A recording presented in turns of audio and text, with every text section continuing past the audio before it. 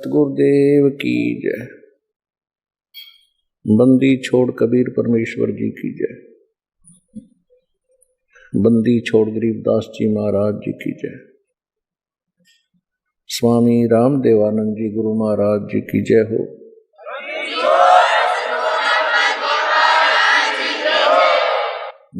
गिरिम नमो नमो सतपुरुष को नमस्कार गुरु की नहीं।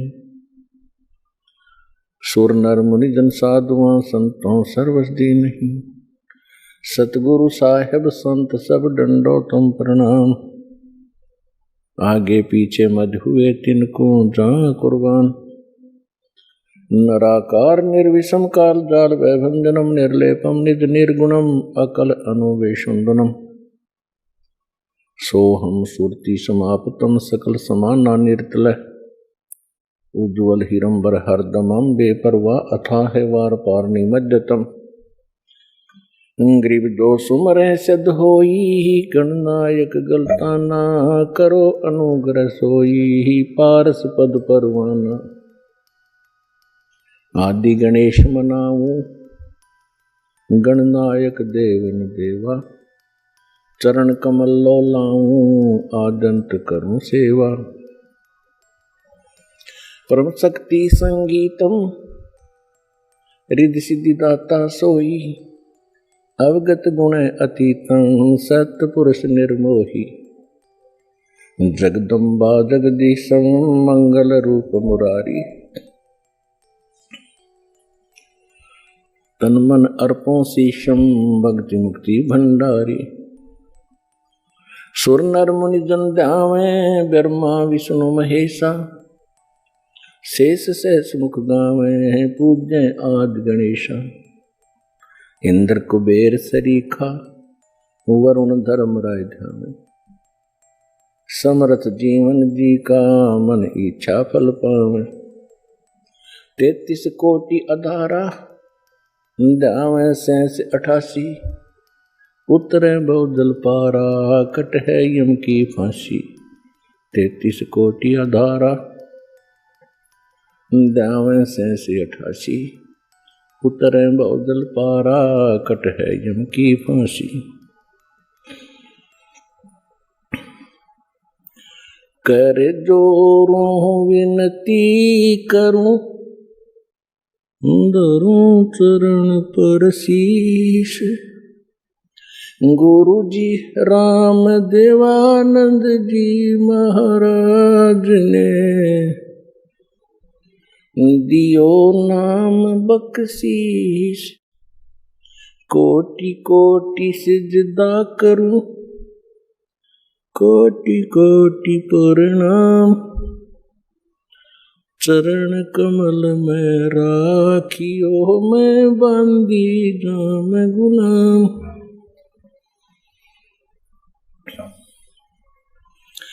कुत्ता हूँ गुरुदेव का रामपाल दास का नाम। गले प्रेम की जेवड़ी जाखें तो जाऊं। तो करो तो बावड़ू दूर दूर करो तो जाऊं। जो राखो तो ही रहूं जो देवो सो खाऊं। जय इब के सतगुरु मिले सब दुख आँखों रोए। चरणों ऊपर शीश धरूं कहूँ जो कहनी हो। कबीर साईं मिलेंगे पूछेंगे कुशलात। आदि अंत की सब कहूँ अपने दिल की बात। गुरु जी तुम ना भूलियो चाहे लाख लोग मिल जाएं। हम जैसे तुमको बहुत हैं तुमसे हमको नहीं। तुमरे विसारे क्या बने, मैं किसकी शरण में जाऊं। शिव वृंच मुनि नारदा, इनके हृदय न समाऊं। अवगुण किए तो बहुत किए, करत न मनिहार। बावे बंदा बख्श दियो, बावे गर्दन उतार। अवगुण मेरे बाप जी, बख्शो गरीब नवाज। जो मैं पूत कुपूत हूँ, बोर पिता को लाज। मैं अपराधी जन्म का, नक्सिक बरे विकार। तुम दाता दुख भंजना, मेरी करो सुमर। सुरत करो मम साइया, हम हैं भवजल माही। आप ही बह जाएंगे जो, तुम न पकड़ोगे बाँ। हे बंदी छोड़ दयाल जी, तुम तक हमारी दौड़े। जैसे कागज जहाज का, सोजत और निठोरे।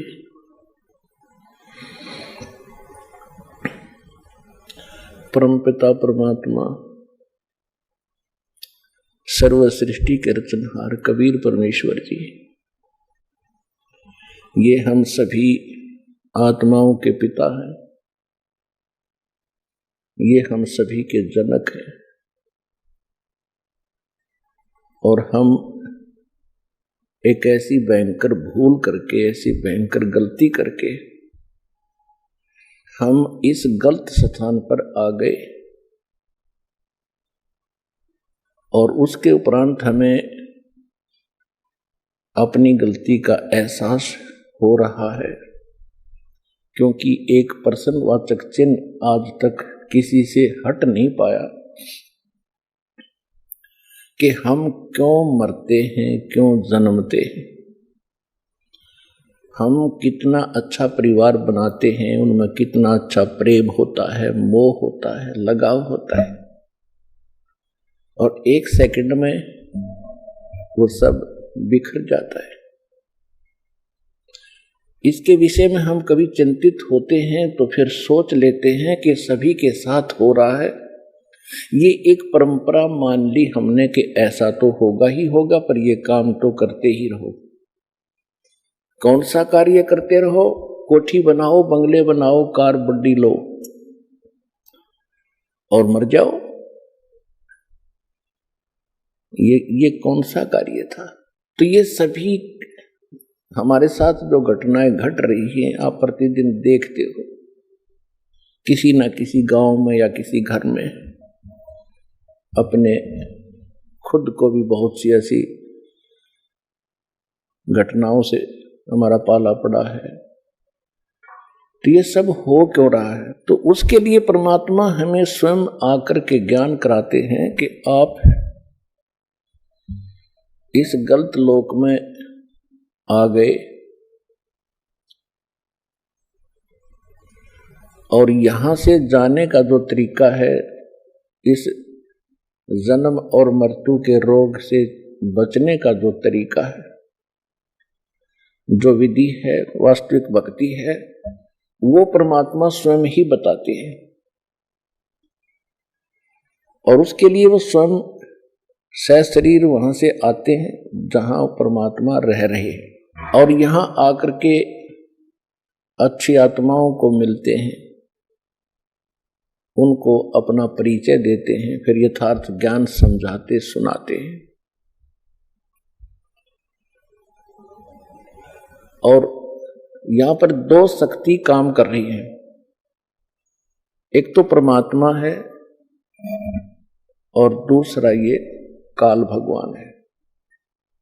इस काल भगवान को ही हम ब्रह्म कहते थे और जो वेदों के ज्ञाता माने जाते थे वो कहा करते थे कि ब्रह्म सुप्रीम पावर है, ब्रह्म से ऊपर कोई परमात्मा नहीं है। ब्रह्म कहाँ रहता है? वो ब्रह्म लोक में रहता है। फिर पूछते थे परमात्मा है कैसा? कि वो निराकार है। तो पुण्यात्माओं, अब आपको परमात्मा का दिया हुआ वो ऐसा ज्ञान प्राप्त हो चुका है कि उस ज्ञान की तुलना में आप बहुत आसानी से तोल सकते हो, जांच सकते हो। जो हमारे धर्म गुरु ऋषि महर्षि जो हमें ज्ञान दिया करते थे वो कितने भगवान से परिचित थे, वो कैसा उन्होंने भगवान को जाना था। और परमात्मा ने आकर जो ज्ञान दिया है वो हमारे सदग्रंथों में पहले ही विद्वान था। और जिनको हम विद्वान माना करते थे और जो संस्कृत भाषा बड़ी धारावाहिक बोला करते थे, उनके ज्ञान के स्तर का अब हमें पता चला। उनको अपने अध्यात्म धर्म ग्रंथों का कै ख भी पता नहीं था, कै ख भी पता नहीं था। ये सुनी सुनाई कथाएं वो सुना रहे थे, फिर आगे उनसे सुनकर कोई और सुना रहे थे। ये एक लोक वेद बनकर हमारे हृदय में समा गया था कि बस इतना ही है ये ज्ञान अध्यात्म, और यही है भगवान जो ये हमें बता रहे हैं। तो इसके ऊपर हमारा कोई भी ऑब्जेक्शन नहीं रहा था। जिस भी धर्म में हम जन्मे थे वही कथाएं हम परंपरागत सुनते आ रहे थे और हम संतोष कर लिया था। हमने संतुष्ट हो चुके थे कि जो साधनाएं मैं कर रहा हूं मेरा साथी भी कर रहा है, रिश्तेदार भी कर रहा है। जहां जाते हैं उसी प्रकार मंदिर में जाते हैं, मूर्ति पूजते हैं, जल चढ़ाते हैं या कोई मंगलवार का प्रसाद बांट देते हैं, व्रत रखते हैं।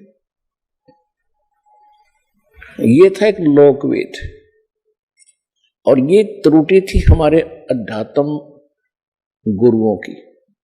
जो आध्यात्मिक जो टीचर गुरु थे वो बिल्कुल निल थे, वो डल थे, उनको भक्ति मार्ग का कतई पता नहीं था। यहां तक कि हमारे जो महर्षि माने जाते थे, ऋषि महर्षि ब्रह्मा विष्णु महेश, जिनको हम सुप्रीम पावर मानकर उनको समर्पित थे, उनको भी भक्ति मार्ग का कै ख का पता नहीं।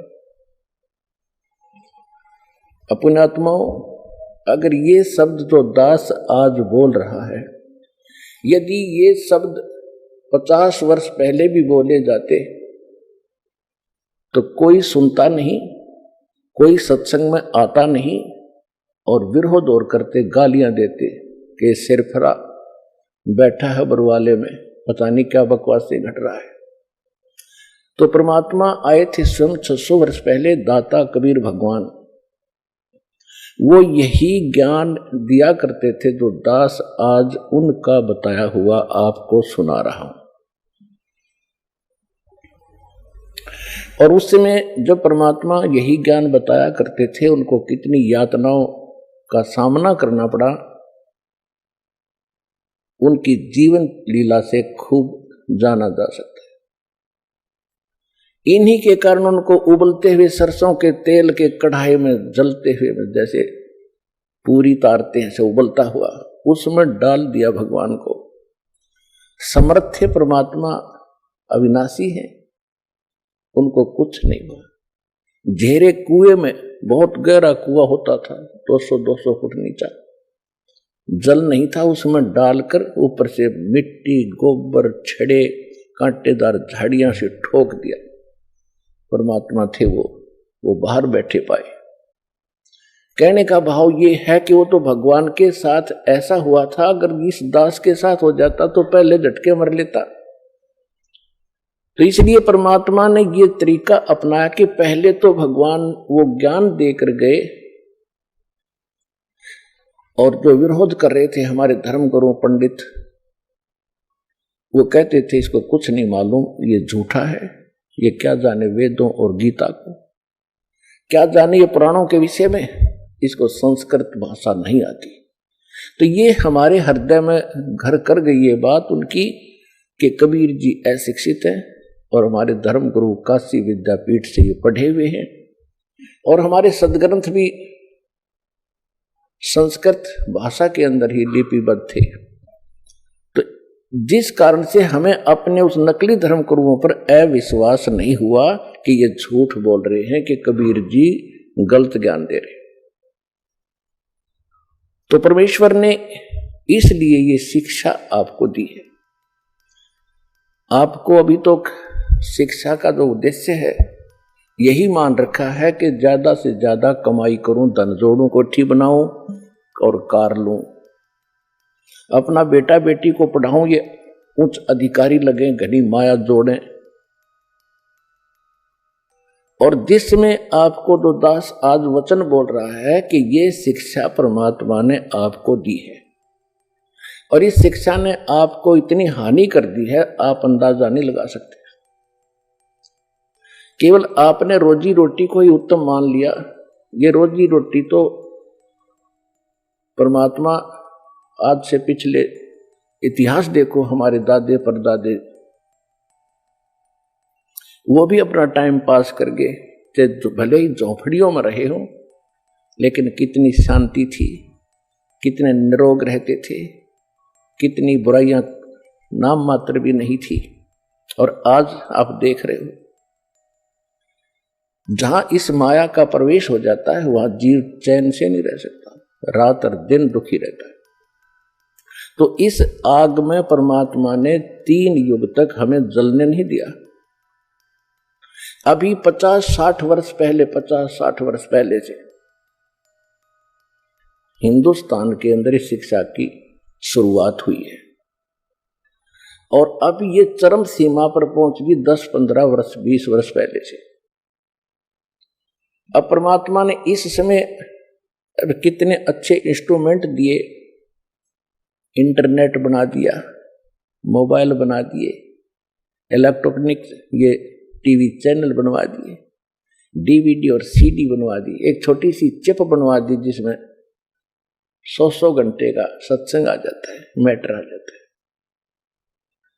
तो इतना अज्ञान हो चुका था, उस अज्ञान को हटाने के लिए परमात्मा ने ये सुविधाएं दी आपको और उसका ये परिणाम है कि आज आप वो बातें सुन रहे हो जो भगवान 600 वर्ष पहले सुनाया करते थे और मार खाया करते थे। तो ये परमात्मा ने यही तरीका अपनाया कि जब तक इनको अक्षर ज्ञान नहीं होगा ये भगवान नहीं पहचान सकते और ये बच्चे ऐसे ही भ्रमित रहेंगे। तो परमेश्वर ने ये 600 वर्ष पहले बता दिया था, वैसे तो 4 युग पहले ही परमात्मा ने इस काल से कह दिया था, क्योंकि काल ने कहा था कि 3 युगों में जीव मत ले जाना, कम ले जाना। तो परमात्मा ने भी उसकी ये शर्त मंजूर कर ली थी कि ठीक है जो आप कहते हो ऐसे ही करूंगा। फिर काल ने कहा था कि 4था युग जब कलयुग आवे तब तो शरण जीव बहु जावे, प्रथम अंश हमारे जाहि और पीछे अंश तुम्हारे जाहि, ऐसा वचन हर मोय दीजे तब संसार गवन तुम कीजे। अब जो प्रसंग चला है इसके लिए थोड़ी सी भूमिका बतानी पड़ेगी कि परमात्मा जब प्रथम बार यहां आए और यहां हाहाकार मच चुकी थी, क्योंकि यहां तो दुख ही दुख है, बेशक सतयुग भी क्यों ना हो, मृत्यु तो वहां भी थी, वृद्ध अवस्था भी थी। वृद्ध अवस्था और मृत्यु इस प्राणी के लिए सबसे बड़ा कहर है और ये दोनों कंपलसरी क्यों गए, एक आध बेशक बीच में अचानक मर जाए लेकिन वो मृत्यु अच्छा नहीं मानता कोई भी, और बुढ़ापे में मृत्यु कोई बड़ी बुरी सी नहीं लगती। तो एक कंपलसरी है बुढ़ापा भी और मृत्यु भी, और दोनों महादुख। तो परमात्मा जब वहां से आए कि ये बहुत दुखी हो लिए हैं, अब इनकी अकल ठिकाने आगी होगी, इनको सच्चाई बताऊंगा, यथार्थ ज्ञान दूंगा। तुम यहाँ के रहने वाले नहीं हो, तुम सतलोक में रहते थे, वहाँ कोई अभाव नहीं, वहाँ कोई मृत्यु नहीं, वहाँ कोई वृद्धावस्था नहीं, वो शरीर दूसरा मिलेगा आपको। ये सब ज्ञान देने के लिए परमात्मा उद्देश्य लेकर आए। जब इस 21 ब्रह्मांड में प्रवेश होता है तो सबसे पहले ये काल वहां बैठा होता है, और वहीं पर इसने एक तपस्शिला बना रखी है जिसके ऊपर 1,00,000 प्रतिदिन मानव शरीरधारी प्राणियों को ये उसके ऊपर भूनता है, उनसे निकले हुए गंध को ये खाता है, और जीवात्माएं फिर अपने कर्मानुसार पुनर्जन्म के अंदर आ जाते हैं। यहां एक ऐसा रूटीन बना रखा है, ऐसा प्रोसेस है, इसका प्रोसीजर है। तो जो ही परमात्मा वहां आकर खड़े हुए, कहां पर 21वें ब्रह्मांड के सबसे पहले स्थान पर, जहां पर 1,00,000 मानव शरीरधारी प्राणियों को भून कर खाने का इसने सिस्टम बना रखा है, तपस्शिला। एक पत्थर की टुकड़ी बहुत बड़ी जो स्वतः गर्म रहती है, और वहां पर 1,00,000 प्राणी जल रहे थे। उनके पास परमात्मा आकर खड़े हो गए। जो ही भगवान उनके पास आकर खड़े हुए तो उनकी जो तपत थी, जो आंच थी, वो नहीं लगी। टुकड़ी ज्यों की तो गर्म थी, ऐसे ही उसमें से लपट निकल रही थी, लेकिन उन जीवों को जो वहां बैठे थे उसमें भून रहे थे, उन पर आंच लगनी बंद होगी और वो बैठ गए सारे। तब सामने भगवान को देखकर उन्होंने कहा कि हे परमात्मा, हम कौन से कर्म का दंड यहां भोग रहे हैं। उन्होंने सोचा यही है भगवान, ये आ गया, सामने खड़ा है। परमेश्वर कबीर जी ने कहा कि तुम जो ये सजा भोग रहे हो, ये तुम्हारे नीचे की कर्मों की नहीं, ये तो सतलोक में तुमने गलती की थी उसका दंड है।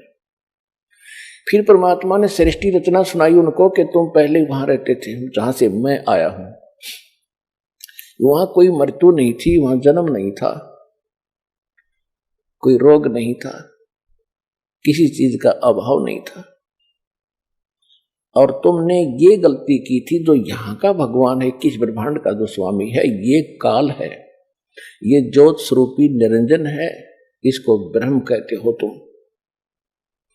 तो इसने एक गलती की थी ऊपर, इसको श्राप लगा था उस कारण से कि 1,00,000 मानव शरीरधारी प्राणियों को ये व्यर्थ खाओगा, और तुमने गलती की थी कि भगवान को छोड़कर तुम इसके साथ यहां पहुंच गए। वो दंड तुम ये भोग रहे हो तो तपस्शिला, और अब जाओगे नरक में, वो तुम यहाँ के कर्म भोग रहे हो। कोई गधा बना है, कोई पशु बना है, कोई पक्षी बना है, कोई जलचर बन रहा है, और उस तपस्शिला के ऊपर सभी गए हुए थे, धर्मगुरु भी थे, आम जनता भी थी। उस समय सबकी अकल ठिकाने थी कि हमसे कोई भूल बड़ी है, जिस कारण से गुरु भी वहीं तपस्शिला पर भूलने जा रहे थे, और 1-2 चेला भी साथ मर रहा था, उसके साथ गया था। तब परमात्मा से उन्होंने पूछा, भगवान ऐसी कौन सी साधना है? तो भगवान परमात्मा कबीर जी ने बताया कि मैं जो विधि बताता हूं, इसमें एक सतनाम है, एक सार नाम है, उसकी भक्ति से तुम पूर्ण मोक्ष हो गए, इस तपस्शिला पर नहीं आओगे। तब वहां तो मरते सभी कह रहे थे, भगवान हमने वो मंत्र दे दो, हम खूब भक्ति कर लेंगे। परमात्मा बोले कि अब तो वो बात तुम्हारे हाथ से जा चुकी है। जब तुम जाए धरो जग नर देहा, तब तुम करना मेरे सत सबद स्नेहा। जब कभी तुम्हें मनुष्य जीवन प्राप्त हो, तुम्हारे संस्कार अच्छे हो, मनुष्य जीवन प्राप्त हो, और मेरा कोई दास उस सतनाम को दे रहा हो, वहां जाके नाम लेना, उस नाम से मोक्ष होगा। तब वो कहते हैं, भगवान बहुत भारी भूल बनी हमसे, और अब के मनुष्य जीवन मिल गया तो ऐसा संत खोजेंगे जो सतनाम और सारनाम दे रहा होगा। परमात्मा कहते हैं कि तुम ऐसे वायदे तो मुसीबत में ही करते हो, जब तुम सुखी होते हो तब कभी ये सोचते नहीं। दुख में सुमरण सब करे, सुख में करे ना कोई, जय सुख में सुमरण करो तो दुख कहे क्यों होए। सुख में सुमरण किया नहीं, दुख में करते याद, कहे कबीरता दास की कौन सुने फरियाद। परमात्मा कहते हैं कि जब तुम पर आपत्ति आती है तो भगवान खोजते हो, और जिस समय तुम सुखी होते हो तो बकवाद खोजते हो। यदि आप सुख में भी भक्ति कर रहे होते तो दुख नहीं होता, और जब आपत्ति आई तो अब कह रहे हो हम भक्ति कर लेंगे, कि अब नहीं बनेगी बात। जब तुम्हें मानव शरीर प्राप्त हो और सतनाम और यसार नाम का ये कोई प्रचार कर रहा हो, उस संत मेरे से नाम लेकर अपना मोक्ष करा लेना। और जिसको तुम वो धर्म गुरुओं को भगवान बता रहे थे जो मरने के उपरांत तपस्या पर भूने जा रहे थे, नकली, उनसे कह रहे थे कि तुम ब्रह्म को सुप्रीम पावर मानते थे ब्राह्मणों, ये ब्रह्म तो काल है जिसका 21 ब्रह्मांड के अंदर जाल है, उसको तुम समझ नहीं सके और आप ब्रह्म को निराकार बताते हैं। अब देखो इनको खाने के लिए वो ब्रह्म आ रहा है, वो काल आ रहा है, वो देखो सामने से। अब काल ने अपना टाइम फिक्स कर रखा है, और उस टाइम के समय वो सभी जितनी भी आत्माएं उस तपस्या के ऊपर भूनी जाती हैं, वो भूनने के बाद अपने आप निकल जाती है। तो उसका वो समय हो चुका था, वो उस आहार करने के लिए आया था, उसने सोचा था वो सब चली गई होंगी, लेकिन परमात्मा इस काल से ऊपर पावर शक्ति ज्यादा है, परमात्मा के सामने ये काल रुक जाता है। यहां पर समय प्रधान है और समय के ऊपर परमात्मा प्रधान है, तो उनको रोक दिया दाता ने ये दिखाने के लिए कि ये देखो वो आ रहा तुम्हारा भगवान जिसको तुम निराकार कहते। सामने क्या देखा? ओछा माथा, लंबे दांत और बड़ा भयंकर विकराल शरीर उसका। कहा मालिक ने कि वो आ रहा है तुम्हारा भगवान जिसको तुम परमात्मा कह रहे हो, जिसको तुम ब्रह्म कह रहे हो, ये तो काल है। जो गीता अध्याय नंबर 11 के श्लोक नंबर 32 में कहता है कि अर्जुन मैं काल हूं और अब सबको खाने के लिए आया हूं, प्रवृत्त हुआ हूं। तू ना युद्ध करेगा तो भी मारूंगा इनको। परमात्मा ने बताया कि ये है वो तुम्हारा भगवान। अब उसको देख करके सब फिर घबरा गए। परमात्मा बोले तुम जाओ यहां से। वो सभी उड़ा दिए वहां से। वो आगे जहां उन्होंने जाना था, धर्मराज के दरबार में आते हैं, वहां उनका अकाउंट तैयार मिलता है, किसने कौन सी जोनी में जाना है, स्वर्ग जाना है, नरक जाना है, या फिर पशु पक्षी बनना है। वो अलग से दंड है। इतने में वो काल भगवान वहां आकर खड़ा हो गया मालिक के निकट। उस समय परमात्मा ने अपना रूप जो था अपने लड़के जोगजीत, जो सतलोक के अंदर परमात्मा ने सबसे पहले 16 पुत्र उत्पन्न किए थे वचन से, उनमें से एक जोगजीत भी है। उस जोगजीत के रूप में परमात्मा वहां खड़े थे। सामने से वो सरपुरुष जिसको ब्रह्म कहते हैं काल, वो आ रहा था। जब उसने देखा काल ने कि ये जोगजीत कैसे आ गया, उसको ये मालूम था कि परमात्मा का कोई संदेश लेकर आया है ये,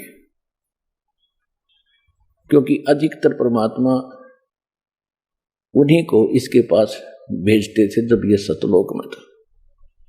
तो सबसे पहले काल भगवान ने ब्रह्म ने पूछा कि जोगजीत तू यहां किस लिए आया? कोई पिताजी का आदेश है मुझे सुना, उसके बाद फिर मैं तुझे जान से मारूंगा, तुझे ऐसा कूटूंगा तू याद रखेगा। तूने मेरे को सतलोक से निकाला था, मैंने तेरे सामने हाथ भी जोड़े थे, तूने मेरी एक नहीं सुनी थी। और पहले तो मुझे आदेश बता, कोई परमात्मा का लेकर आया है तो उसके बाद फिर तो बोले होशियार।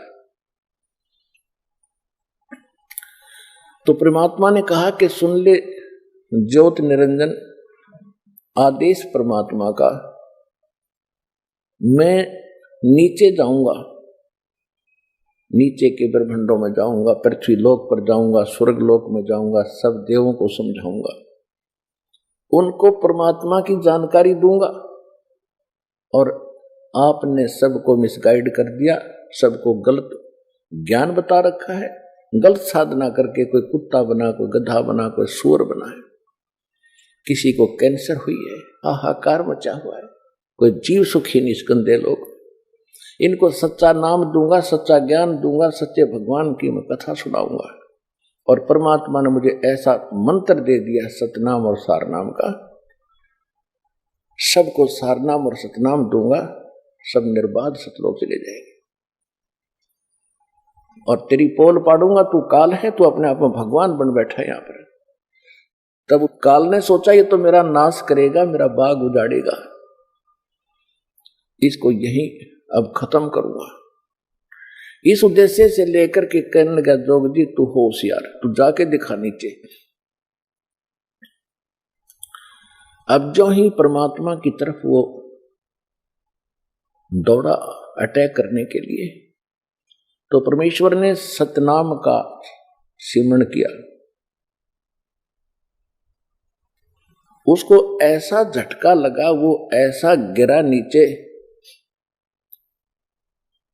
इतना भयभीत हो गया, उसको ऐसा अटैक हुआ। इसमें इतनी ताकत है इस सतनाम के मंत्र में। ये अध्यात्म पावर है और अध्यात्म पावर बहुत प्रबल होती है। इतना भयभीत हो गया कि वहां से कहते पाताल में जाके गिराइए, परमात्मा इसके साथ साथ गए। ये बहुत भयभीत हो गया, हाथ जोड़ने लग गया। परमेश्वर ने कहा कि ऊपर ही चलो ही, या कोई और सुनेगा हमारी बातों को, तो ऊपर चल। इसको फिर लाए, ऊपर ले गए और ऐसे गिरा पड़ा रहा नीचे जैसे पक्षी की पंख कट जाती हैं, उड़ नहीं सकता, तड़प रहा होता है। तब इसने पैर पकड़ दिए, नीचे नीचे सरक गए कबीर भगवान के, जब जोग जीत रूप में मालिक वहां खड़े थे। चरण पकड़ के रो रहा है कि तू मेरा बड़ा भाई, मैं तेरा छोटा भाई। छोटे तो गलती कर देते हैं, बड़े अक्षमा किया करते हैं, मुझे माफ कर दो। मैंने तो एक भाई समझकर तेरे साथ ये डिठाई कर दी, ये गलती कर दी। आप तो बख्शनहार हो, अब मैं तो आपको पिता का स्वरूप मानता हूं, मुझे माफ कर दो। अपने आत्माओं, यहाँ प्रत्येक प्राणी के अंदर ऐसा स्वभाव है, क्योंकि यथा राजा तथा प्रजा। तो हम सभी में ये वही दोष है, जब हमने काम निकालना होता है तो चरण पकड़ लेते हैं, हाथ जोड़ते हैं, चापलूसी करते हैं। उससे पहले हम अपनी ताकत का इजहार भी करते हैं कि इसको डरा धमका के कुछ काम करा लूं। जब देखते हैं कि सामने वाला ताकतवर है तो हम उसके चापलूसी करके अपना उल्लू सीधा करना चाहते। परमात्मा ने कहा कि मेरे पैर छोड़ दो। नहीं, तब छोड़ूंगा जब आप मेरी कुछ शर्त मंजूर कर लगे। परमेश्वर ने कहा कि बोल, तेरी क्या शर्त है? एक तो ये है कि 3 युगों में जीव कम ले जाना, और चौथा युग जब कलयुग आवे तो आप कितने ही जीवों को निकाल ले जाना। परमात्मा को मालूम था कि 3 युगों में ये प्राणी मेरे काबू में आएंगे नहीं, क्योंकि इनको सुख रहेगा। सतयुग के अंदर बहुत पुण्यात्मा आत्माओं का जन्म होता है, और जैसे संस्कार लेकर प्राणी यहां उत्पन्न होता है, परमात्मा उसकी वैसी ही व्यवस्था उसके अनुसार कर देता है। तो सतयुग में पुण्यकर्मी प्राणी होते हैं, सुंदर आबहवा होती है, लाखों वर्ष का जीवन होता है, बाप से पहले पुत्र नहीं मरता और पत्नी विधवा नहीं होती, इतना अच्छी व्यवस्था रहती है, लाखों वर्ष का जीवन होता है, तगड़े तगड़े शरीर, लंबे लंबे बड़े फलदार वृक्ष होते, कोई चीज का भाव नहीं। जैसे आज हम मेहनत करते हैं गेहूं चने बनाने के लिए, इतने सब तो उगे रहते, सब तो इतने रहते, तोड़ दो खा लो और रख लो, बाकी पड़े खड़े रहो, उन्हीं से झड़झड़ा कर फिर अगली बार फिर उग जाते हैं। इस तरह रहता है वहां पर। तो उसके बाद त्रेता युग आता, उससे कुछ कम संस्कार के लोग उत्पन्न होते हैं। द्वापर में फिर उनसे भी कुछ कम अच्छे किस्मत के होते, लेकिन दुख फिर भी कम होता है। जब तक इस प्राणी को दुख नहीं होता तब तक ये भगवान याद नहीं करता, कोरी बकवाद याद करता है। ये ऐसा स्वभाव बन गया।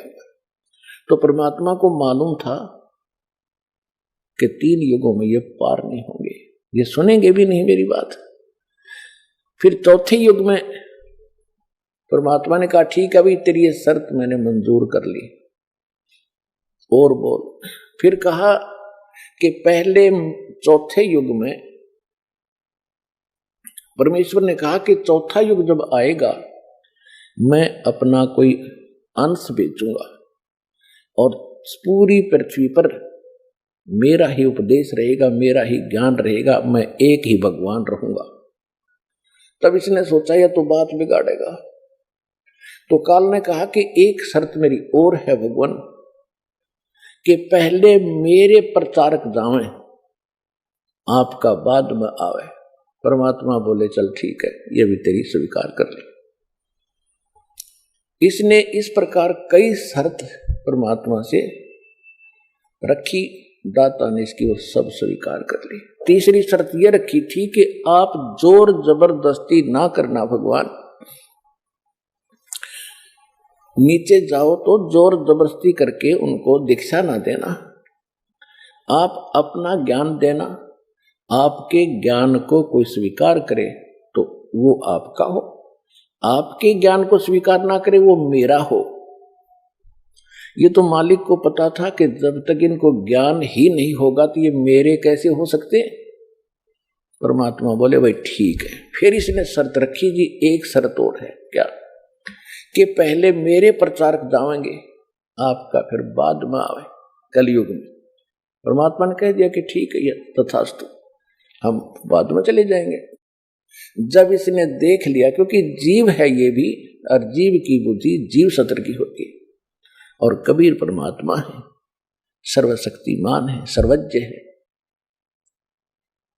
तब उसने क्या देखा कि अब ये क्या करेगा, चौथे युग में आएगा, कर लेंगे जो करना है। एकदम खड़ा हो गया, गर्द निकली, बच्चा सुखी, इस फार्मूले से खड़ा हो गया। तो तब कहा कि जाओ जोग जीत संसारा, जीव न माने कहा तुम्हारा। फिर कहते 12 पंथ करूं मैं साचा, और नाम तुम्हारा ले करूं आवाज। उन 12 पंथ नाम जो ले ही, वो हमरे मुख आन समोही, और अनेक पंथ चलाऊं, या विद जीवा को भरमाऊं, देवल धाम और मंदिर पुजवाऊं, और ऐसी भक्ति दृढ़ करवाऊं, नकली भक्ति दृढ़ करवाऊं, और जाइयो जोग जीत संसारा, फिर जीव न माने कहा तुम्हारा। जीव तुम्हारा कहा न माने, हमरी ओढ़ हो बाद बखाने। ऐसे अज्ञान से भर दूंगा, मंदिर मस्जिद गुरुद्वारे धाम इनकी पूजा पर दृढ़ कर दूंगा, और तीर्थ व्रत जब तक चतलाऊं, या विद जीवों को भरमाऊं। तीर्थों पर, व्रत के ऊपर, धाम मंदिर, देवल कहते मंदिर को, इनमें दृढ़ कर दूंगा इनकी बुद्धि को, और तेरी कोई नहीं सुनेंगे। जब तुम्हारा पीछे अंश जाएगा उसकी कोई नहीं सुनेगा, और मेरे वकील बन करके तुम्हारे साथ विवाद किया करेंगे। जाइयो जोग जीत संसारा, जीव न माने कहा तुम्हारा। परमात्मा को उसकी बुद्धि के सतर पर हंसी आ रही थी, और परमात्मा ने कहा ठीक है, कलयुग बीते 5500 पाचा, तब ये वचन मेरा होगा साचा। कलयुग बीत जावे जब एता चौथा युग जब कलयुग आई, तब हम अपना अंश पठाई। घर घर देखो बोध विचारा, सतनाम सब ठोर उचारा। हाँ, फिर इसने एक शर्त और रखी थी कि हे परमात्मा, जो आप नाम दोगे ना और जिससे वो पार होगा, वो सतनाम मुझे बता दो, ताकि जिसके पास वो सतनाम होगा मैं उससे दूर हो जाऊंगा। परमात्मा बोले मुझे इतना बिल्कुल नादान मत समझे, हाँ ऐसा मेरा बौड़ा मत समझे मूर्ख, और जो तेने चतुरता की है इसका तुझे आगे पता लगेगा। परमात्मा ने कहा कि उस सतनाम को नहीं बताऊंगा तेरे को, तू तो जुल्म कर देगा, और उस सतनाम की यह शक्ति तूने देख ली है। जिसके पास, मेरे हंस के पास सतनाम होगा, तो निकट जाके दिखा दिए उसके, आप पे पता लग जा कि इसके पास वो सतनाम, तुझे बताने की जरूरत नहीं पड़ेगी। वो सतनाम ऐसा होगा जैसे मैंने सतनाम का सिमरण किया तो पताल में जाके गिरा था, और जिस हंस के पास ये सतनाम होगा उसकी ये हालत होगी, कुछ छेड़ के दिखा दियो मेरे बच्चे को।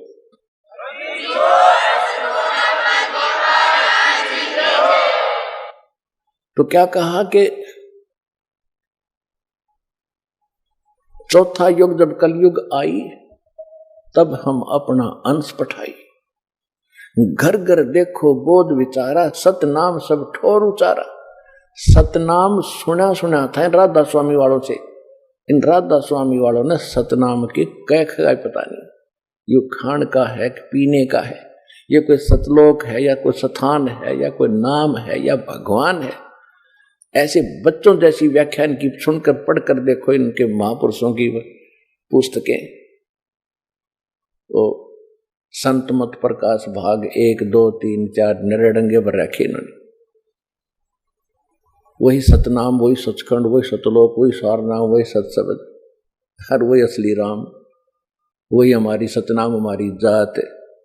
सतनाम ये 2 अक्षर का होता है, और इसकी आज तक छींट नहीं लगने दी। हाँ, परमात्मा जब आए उन महापुरुषों से मिले, उनको सतनाम दिया था, लेकिन उनको प्रतिज्ञा दिला दी थी कि इसका जिक्र ना करना, नहीं तो नाश हो जाएगा बने बनाए हमारे इस सारे मिशन का।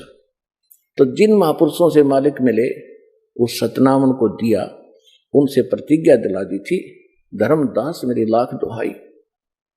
ये मूल ज्ञान दास बता रहा है, ये न कबीर पंथियों के पास है, और ये मूल नाम के अंदर ये कंप्लीट कोर्स आता है। कंप्लीट कोर्स जो प्रथम 7 मंत्र, दूसरा 2 अक्षर का सतनाम, और फिर एक सार नाम, ये है मूल नाम। और जो दास आपको ज्ञान बता रहा है सृष्टि रचना आदि, सृष्टि रचना का जो विशेष कुछ ऐसा अंश है जो आपको किसी ग्रंथ में नहीं मिलेगा, कबीर पंथ के कबीर सागर में भी नहीं मिलेगा, क्योंकि उसमें काफी अंश निकाल दिए गए थे। तो ये परमात्मा ने कहा था कि वो मूल ज्ञान और मूल नाम छुपा के रखना। कब तक? फिर बताया है कि कलयुग बीते 5500 पाचा, तब ये वचन मेरा होगा साचा। कलयुग बीत जावे जब एता, तब सभी प्राणी परम पुरुष पद चेता। कि जब 5500 वर्ष कलयुग बीतेगा,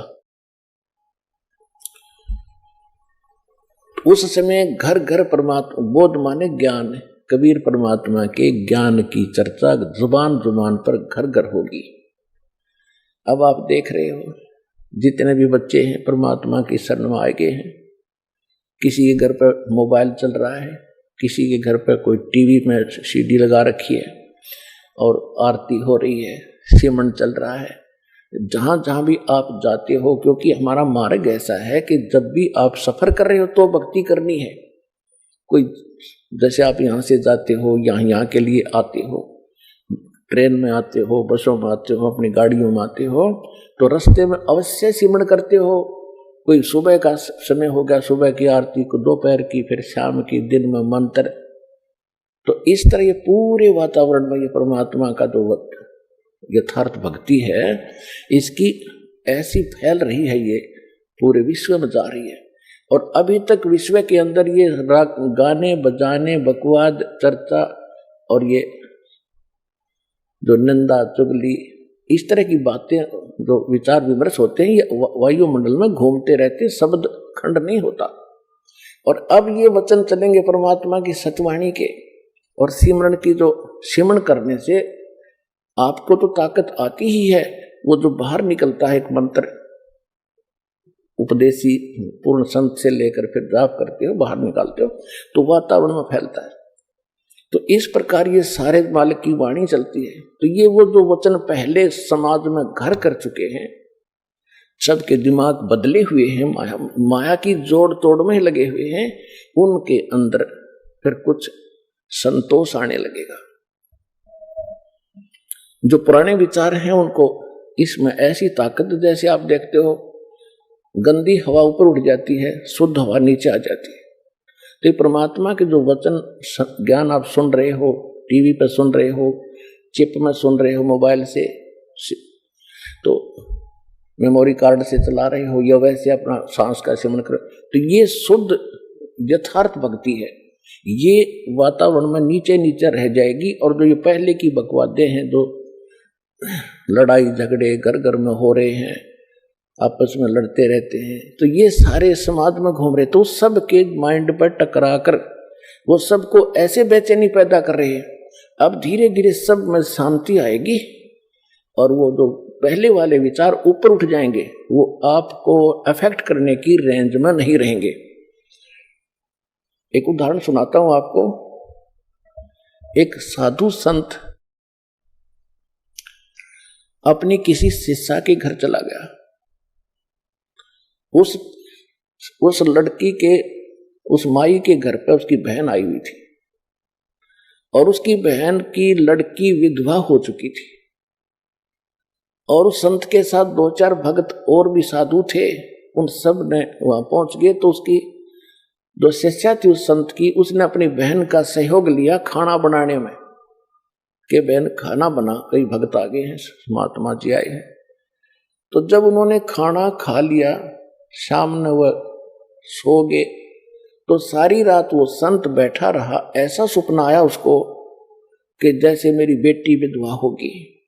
हे भगवान, छोटे छोटे बच्चे हैं, इसका क्या होगा, ये कैसे जीवन निर्वाह करेगी, मेरी तो भोली भाली बेटी है, ये कैसे जिएगी। ऐसा करता करता इतना बेचैन होकर उठा तो काफी चिंतित था कि क्या हुआ, ये भी कोई सपने में मैं कभी ये बात भी नहीं करता, कभी चर्चा भी नहीं चलती, ये आया तो आया कैसे सपना। तो उसने दूसरे को बताया, उठकर अपने गुरुजी से बताया। तो गुरुजी ने कहा मैं बताता हूं ये क्यों आ गया सपना। उसने वो अपनी शिष्या बुलाई कि बेटी ये खाना किसने बनाया था आज रात का, कि मेरी बहन ने बनाया था गुरुजी, तेरी बहन को बुलाना। क्या तेरी बहन को कोई ऐसी दुर्घटना घटी है, उसके घर पे कोई ऐसी घटना घटी है, कोई दुख है उसको? हाँ जी, बहुत भारी दुख है उसको, उसकी बेटी विधवा होगी अभी 1 महीना पहले, और बहुत दुखी रहती है। अब वो बहन खाना बना रही थी और मंदिर से सिमरन वो हो रहा था, मेरी बेटी का क्या होगा, छोटे छोटे बच्चे, हे भगवान कैसे निर्वाह करेगी। अंदर से घड़ी दुखी थी। तो वो खाने में प्रवेश हुआ और वो खाना उसने खाया तो उसमें भी वो उचाटी पैदा करती। तो ये सूक्ष्म विचार आपको ऐसे प्रभावित किए हुए हैं और ऐसी ही प्रेरणा सब में बनी हुई है। सपने में नो दुखी और जागृत में दुखी है ही, सबको मालूम है, कोई जीव सुखी नहीं। तो परमात्मा की ये जो वाणी अब चल रही है ये बहुत प्रचुर मात्रा में होगी, और ये फिर क्या करेगा, पूरा वातावरण ऐसे चेंज होगा, ये ऊपर चले जाएंगे। जो दूसरे वचन हैं जो आज तक सुनते रहे, लेकिन अब उनकी संख्या ज्यादा है, उनकी क्वांटिटी ज्यादा है, हमारी थोड़ी है, तो फिर भी ये ज्यादा प्रभावशाली रहेगा। इनको धीरे धीरे, तो हमारे एक गांव में 10 घर 20 परिवार हैं, बाकी सैकड़ों 200-300 वो दूसरे चर्चा वाले। तो धीरे धीरे ये प्रचार उन पे भी असर करेगा, अड़ोस पड़ोस में भी, फिर उनकी भी कभी भावना बदलेगी। क्योंकि परमात्मा के बच्चे तो सभी हैं, चाहे कोई आज हिंदू है, मुसलमान है, सिख या ईसाई है, कोई अमेरिका में है, कोई अफ्रीका में है, भारत या पाकिस्तान, बलोचिस्तान, कहीं पर भी पैदा बच्चे उसके सभी के, और उसने सभी बच्चे उतने ही प्रिय होते हैं जैसे बाप को माँ को अपने छोटे से लेकर बड़े तक चाहे 20 बालक हो एक जैसे प्यारे होते हैं। वो आपस में बेशक लड़ते रहे लेकिन माँ बाप के हृदय में उनकी जगह ज्यों की त्यों होती है। तो इसी प्रकार आज जब हिंदू मुस्लिम सिख ईसाई बनकर आपस में बेशक हम लड़ रहे हैं लेकिन परम पिता ने हमें उतने ही प्रिय है और वो चाहते हैं कि इनका ये झगड़ा मिटे, चैन से रहें। तो उसके लिए ये शुरुआत दाता ने कर रखी है। तो जो प्रसंग चल रहा है हम उसी पर आते हैं कि अब उस परमात्मा ने जो वचन किया था और काल ने भी कहा था कि आप बेशक उस समय में कितने ही प्राणी ले जाना चौथे युग में, तो परमेश्वर ने 600 वर्ष पहले धर्मदास जी से कहा था, धर्मदास मेरी लाख दुहाई, ये सार शब्द की तबार न जाई, सार शब्द बाहर जो पढ़ी, ये बिचली पीढ़ी हंस न तरही। तो पुण्यात्मा परमात्मा ने, कबीर भगवान ने पहले हमारे को एक ज्ञान दिया था इस काल भगवान को, जिसमें कंप्लीट स्पिरिचुअल नॉलेज था, पूर्ण अध्यात्म ज्ञान था। इस काल भगवान के ब्रह्म के अंतःकरण में परमात्मा ने डाल दिया था, समय उसका निर्धारित कर दिया था। उसके बाद वो ऑटोमेटिकली इसके श्वासों के माध्यम से, ब्रह्म के श्वासों के माध्यम से वो बाहर आए। इसने उनको देखा और पढ़ा, इसको पता चला कि इसके अंदर तो वही ज्ञान है जो मेरा पर्दाफाश कर देगा। तो इसने वो मेन जो पार्ट थे, हिस्सा था, मुख्य हिस्सा अंग उस वेद के कैंसिल कर दिए। 4 वेद रख लिए इसने। इन चारों वेदों में महिमा तो पूर्ण परमात्मा की है, कबीर भगवान की, लेकिन भक्ति की विधि केवल ब्रह्म तक की है। ओम का नाम और ये 500 यज्ञ, इतनी है बस। अब परमात्मा ने उसकी पूर्ति करने के लिए स्वयं आना पड़ता है। चारों युग में संत पुकारे और को के कहा हम हेल रे, हीरे माणक मोती बरसे ये जग चुगता डेल रे। सतयुग में सत सुकरत कह टेरा, त्रेता नाम मुनिंदर मेरा, द्वापर में करुणा में कहाया, कलयुग नाम कबीर धराया। मैंने चारों युगों में आके ज्ञान दिया। सतयुग में परमात्मा का नाम सत सुकृत ऋषि था, त्रेता में मुनिंदर ऋषि थे के नाम से प्रसिद्ध हुए, और द्वापर में करुणा में नाम से, और कलयुग में कबीर उनका ओरिजिनल नाम है, उस नाम से परमात्मा कलयुग में प्रकट हुए। इस कबीर नाम में भी बहुत ताकत है। जैसे कुरान शरीफ में एक कलमा है इनका, उस कलमा में करते हैं अल्लाहु अकबर। अल्लाहु अकबर, अल्लाह माने अल्लाह, अल्लाह माने भगवान, अकबर, अकबर नहीं वो कबीर है। जैसे अपभ्रंश करके हम उसको अपनी अपनी भाषा में चेंज कर लेते हैं, तो अल्लाह कबीर है, कबीरू है, कबीरन है, तो बोलने का अंतर है ये, और भाषा में अंतर हो जाता है। तो इस प्रकार वो अल्लाह कबीर है, अल्लाह अकबर है। और हजरत मोहम्मद जी को भी परमात्मा स्वयं कबीर जी आकर मिले थे। उस समय तक हजरत मोहम्मद जी का बहुत बोलबाला हो चुका था, काफी शेष हो गए थे, मुसलमान उनके अनुयायी गणे हो गए थे। और उधर से एक जबरील नाम के देवता ने उनको इतना भयभीत कर रखा था, भयभीत करके उसने अपना ज्ञान जो कुरान शरीफ का पढ़ा दिया था। परमात्मा उनको मिले, सतलोक लेकर गए, यह एक मिनी सतलोक है,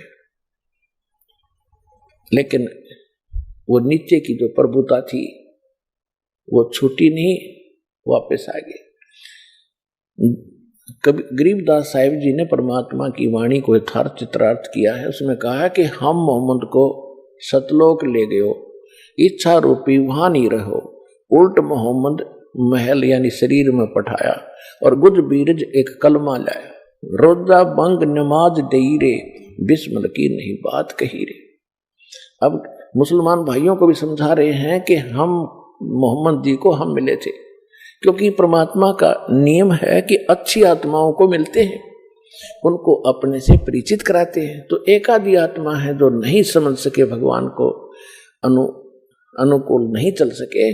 बाकी कलयुग के अंदर जिन महापुरुषों ने परमात्मा को जाना, उनकी बात को माना, उनके कुछ शुभ नाम दास आपको याद दिलाता है। आदरणीय धर्मदास साहिब जी, आदरणीय मलुकदास साहिब जी, आदरणीय नानक साहिब जी जो सिख धर्म के प्रवर्तक संचालक माने जाते हैं, आदरणीय दादू साहिब जी, आदरणीय गरीबदास साहिब जी, गांव छुरानी, जिला झज्जर, हरियाणा वाले, आदरणीय गीसा दास जी, गांव खेखड़ा, जिला अब बागपत हो गया उनका, पहले मेरठ जिला था, और आदरणीय रामानंद जी जो ऋषि माने जाते थे, बहुत बड़े विद्वान थे काशी में। इन महापुरुषों को परमात्मा मिले और इनको अपने से परिचित कराया, सतलोक लेकर गए, उनको वापस छोड़ा। तो इन्होंने सत्य को स्वीकार किया और इनको परमात्मा ने वो सतनाम भी दिया। वो सतनाम 2 अक्षर का है, एक उसमें ओम है, एक सांकेतिक है।